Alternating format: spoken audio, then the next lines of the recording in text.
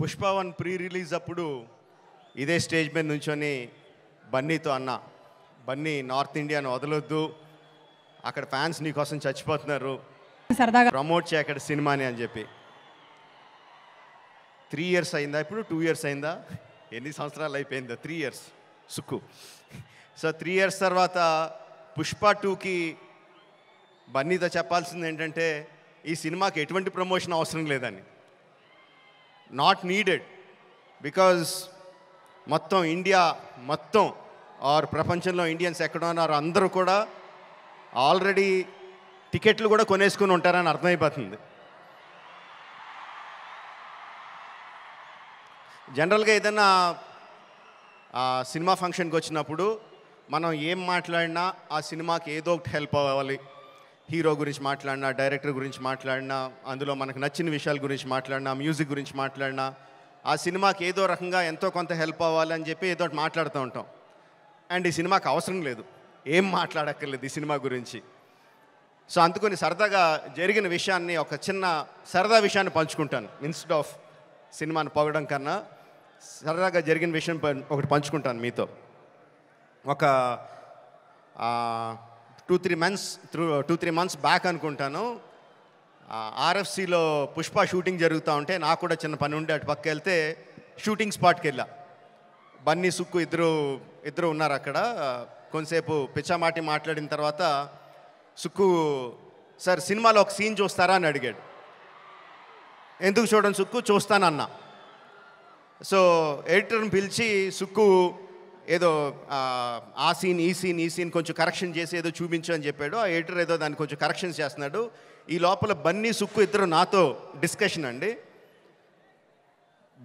సుక్కు అంటాడు, ఎవరన్నా సీన్ చూసి సినిమా చూస్తావా అంటే నేను చూడండి అంటాను, ఆ తర్వాత వాళ్ళతో ఏం చెప్పాలో నాకు తెలియదు అంటాడు. బన్నీ అంటాడు, అవును కూడా, నేను కూడా అస్సలు చూడను, ఎవరన్నా చూపిస్తే వాళ్ళతో ఎలా మాట్లాడాలో తెలీదు, ఫేస్లో నా మొహంలో ఎక్స్ప్రెషన్ తెలిసిపోద్దా అంటాడు.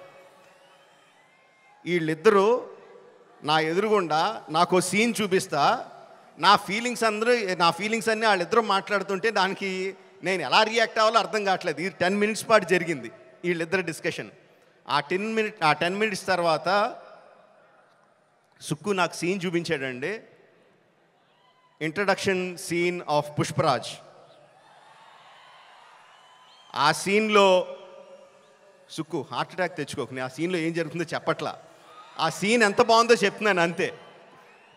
ఆ సీన్ చూసిన తర్వాత నేను అన్నది ఒకటే ఒక మాట,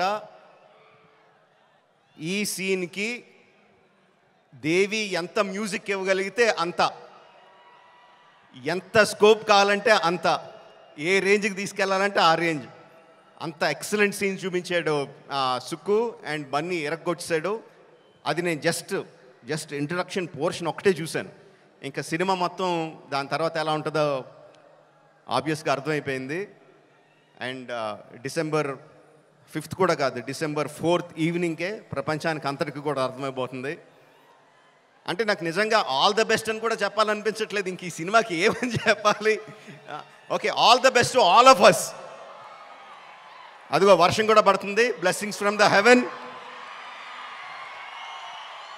December 4th evening, Pushparaj rule, only in theatres. Thank you very much.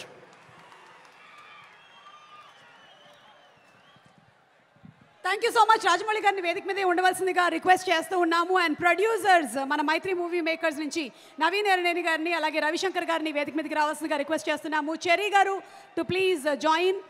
And ladies and gentlemen, put your hands together for one of the fantastic directors that cinema has witnessed, Sukumar గారు. సుకుమార్ గారిని సగౌరవంగా వేదిక మీదకి రావాల్సిందిగా రిక్వెస్ట్ చేస్తున్నాము. డైరెక్టర్ సుకుమార్ గారు, రాజమౌళి గారికి చిన్న అర్జెంట్ పని ఉండి వారు వెళ్ళిపోవాల్సి వస్తుంది, అందుకనే ఒక గ్రూప్ పిక్చర్